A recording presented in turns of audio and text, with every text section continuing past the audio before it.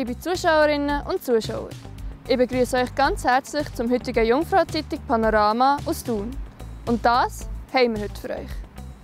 Micheline Galmire und Christoph Blocher im Streitgespräch. Was eine schwimmende Plattform auf dem Thunersee macht. Und der Naturpark Diemtigtal sucht das Gespräch. Vorher schauen wir aber noch kurz die heutigen News an. Wechsel bei IB und Thun. Der Offensivspieler Felix Mambimbi geht leihweise von den Young Boys zum holländischen Verein SC Cambuur und bleibt dort bis zum Saisonende. Der 24-jährige Stürmer Dimitri Oberlin wechselt per sofort und leihweise bis Sommer 2023 von Servette zu Thun. Und Niki Havenaar wird per sofort für ein Jahr an Neuchâtel Xamax ausgelehnt. 11 Millionen für das Wielerbad. Die Becken dieser rund 50-jährigen Stadtberner Anlage sind undicht und die Badwassertechnik am Ende ihrer Lebensdauer. Darum soll dort ordentlich saniert werden. Abgestimmt wird darüber voraussichtlich im Frühling 2023. Die Arbeiten sind im Winterhalbjahr 2023-2024 geplant. Das Merliger ist das Auto mit einem Velo kollidiert und in die Felswand gebraut. Der Unfall ist am Donnerstagmorgen passiert. Der Velofahrer und die Autofahrerin sind leicht verletzt und je vom Ambulanzteam ins Spital gebracht worden. Die Altbundesrätin Micheline Galmire und der Altbundesrat Christoph Blocher haben sich im Chalet Muri getroffen, um die Neutralität der Schweiz zu diskutieren. Sie beide kritisieren die Bundesregierung, wenn auch aus verschiedenen Gründen. Ich sage nochmals, die schweizerische Neutralität hat eine Geschichte. 1815 ist die schweizerische Neutralität völkerrechtlich anerkannt worden im Wiener Kongress. Ja. Sie war auch im Interesse der Staaten, dass die kleine Schweiz mit einer kriegerischen Geschichte, die Schweizer Soldaten, die Söldner waren die gefürchtetsten im Mittelalter, dass die eine immerwährende, so heißt das Wort, eine dauernde, perpetuell, kann man fast sagen, eine bewaffnete, permanent, also für permanent, jawohl, und das Fachwort ist integral, das heißt auch in Bezug auf die nicht militärischen Zwangsmaßnahmen. Es zeigt, dass du ein Mensch der Vergangenheit bist. Du hast nicht gesehen, dass die Welt sich geändert hat.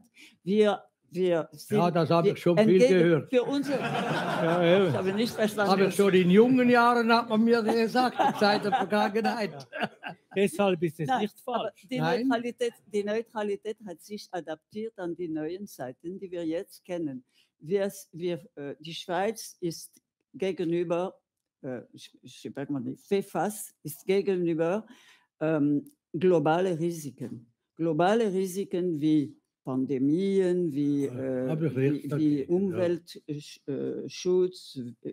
etc. und Zivil und die Konflikte haben sich geändert. Die Kohärenz ist wichtig in dieser Sache, weil sonst verlieren sie die Glaubwürdigkeit. Und die Glaubwürdigkeit ist wirklich etwas Wichtiges für ein Land wie die Schweiz. Also danke vielmals. Nein, aber der Bundesrat hat mit seinem Entscheid die Glaubwürdigkeit untergraben. Eben. Ja, genau. Also Sie glauben, ein amerikanischer Präsident steht freudestrahlend vor dem Kongress und sagt, even Switzerland ist jetzt auch nicht mehr neutral unter Russzeit und die Sauchreiber sind auch nicht neutral. Und jetzt haben wir den Dreck. Ich habe das Gefühl, Sie auch, trauen dem Bundesrat nicht zu, mit der Neutralität im Interesse des Landes umzugehen. Offenbar. Eindeutig. Nein, das ist eine Frage. Nein, ich muss jetzt Ihnen sagen, er hat natürlich einen Handlungsspielraum, den gebe ich ihm auch zu. Aber der Grundsatz, dass wir immerwährend bewaffnet und integral neutral sein müssen, darf man nicht 4 Bundesräten überlassen, die schnell über Nacht einen solchen Entscheid Was sagen Sie dazu? Er hat die Situation in der Ukraine-Krieg falsch kommuniziert. Er hat wirklich, das war nicht falsch, es war eine Katastrophe. Niemand hat verstanden. Zuerst hat er richtig beschlossen und in 4 Tagen ist er umgefallen. Nein, nachher hat er gesagt, du kannst nicht eine Situation verurteilen und dann sagen, ja, alles gut, wir machen Darf ich sagen? Wenn Sie den Krieg in Ukraine mal betrachten, dann sehen Sie, das ist eigentlich ein Vertreterkrieg von NATO gegenüber Russland. Ja. Amerika, Russland. Und NATO ist nicht mehr ein rein defensiver Sicherheitsorganisation, aber ist auch offensiver geworden. Und für ein neutrales Land muss da Vorsicht herrschen. Ich würde sagen, Sie unterstützen. Ja. Nein, Bitte. aber ich muss sagen, wir müssen aufpassen, was wir jetzt tun. Ja. Und die Militärexperten müssen das ein bisschen prüfen. Innerhalb der Neutralitätsrecht, was möglich ist und was nicht möglich ist. Nicht, weil ich hoffe, dass Sie das Ihrer Partei sagen. Am 3. und 4. September ist es endlich soweit. Skateboarder, Breakdancer und Biker zeigen am Freestyle Roots in Thun, was sie können. Und das auf einer schwimmenden Plattform. Die ist inzwischen installiert worden. Ja, wir sind auf Kiesschiff, Plattformen, Freestyle-Rampen drauf zimmern und bauen. Ein riesiges Chaos, wie ihr seht, hinten dran. Und ja, genau so, wie wir uns das vorgestellt haben. Ja, am Schluss ziehen wir am Freitag die ganze Plattform, die ist fast 70 Meter lang, auf den See raus, vor den Stremmel, machen sie dort fest und dann gibt es Saltos und Tricks und Freestyle-Action. Vor ein paar Tagen hat man ihn beobachten auf dem Thunersee. Die Leute haben sich vielleicht gefragt, was schleppen die da oben? Es waren ihr. Ja, es waren wir tatsächlich. Ja, wir haben mal die Plattform rausgezogen und haben dort mit Maschinen die Pfähle runtergerammt, damit man dann die ganzen Sachen anbinden kann. Ja, es geht doch ein bisschen darum, wenn jetzt ein Gewitter oder ein Wind kommt, dass dann nicht die ganze Plattform zumal Schleusunger ist.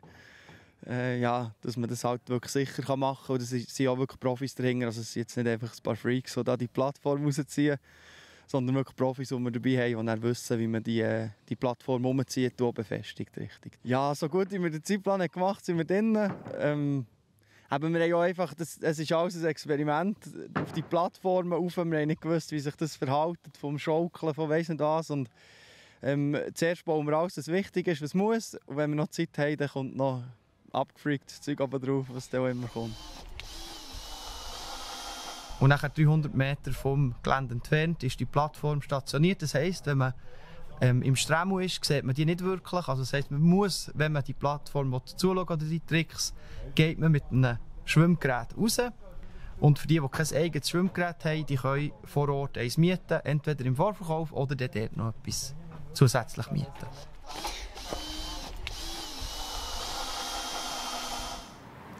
Immer mehr Menschen sind in den voralpinen Landschaften unterwegs.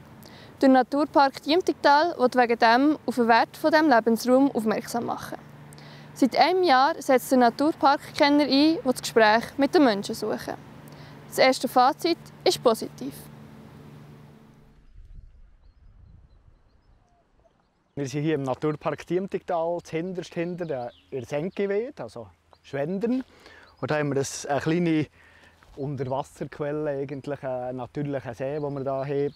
Wirklich ein sehr idyllischer Ort, der am Start vom Grimmimutzweg ist, der eigentlich in 3 Minuten vom Parkplatz entfernt schnell erreichbar ist, für einen kleinen Abstecher, für schöne Fotos zu machen. Also da kann man sehr gut herkommen, das ist kein Problem, wenn man probiert, das ein bisschen zu wahren, die Natur und der See, und nicht noch zusätzlich irgendwie für die Hunde noch Holz in den See wirft oder sonst irgendwelchen Abfall da liegen, dann ist das sicher kein Problem.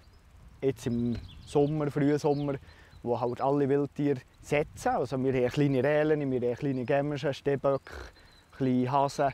Da sind wir wirklich dankbar, wenn die Gäste darauf schauen, dass jeder Hund bei sich hat und nicht frei laufen.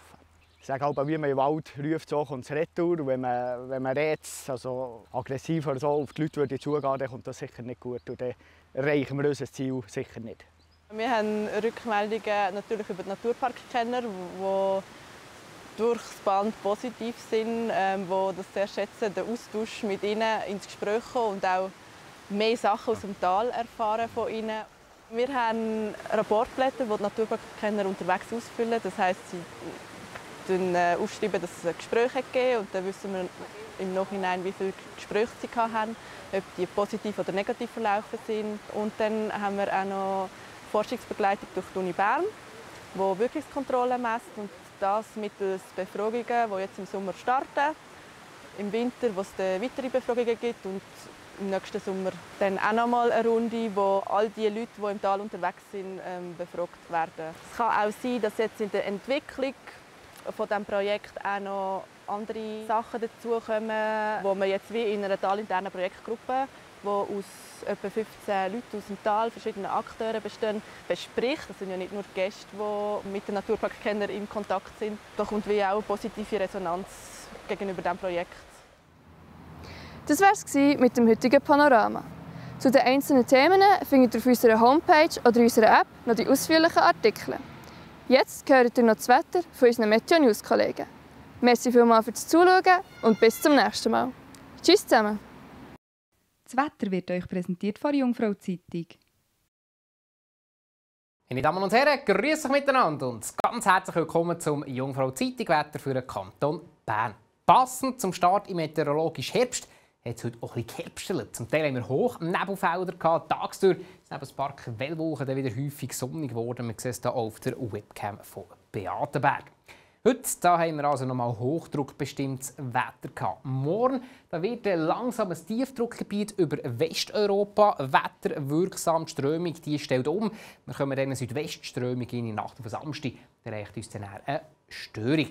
In der Nacht auf morgen da ist es jetzt aber noch mehrheitlich klar und am morgen Vormittag ist es wieder häufig sonnig. Morgen sind allerdings lokale Nebel- oder Hochnebelfelder möglich. Die Temperaturen die gehen gut retour Tiefstadt. Morgen die liegen zwischen etwa 10 und 13 Grad.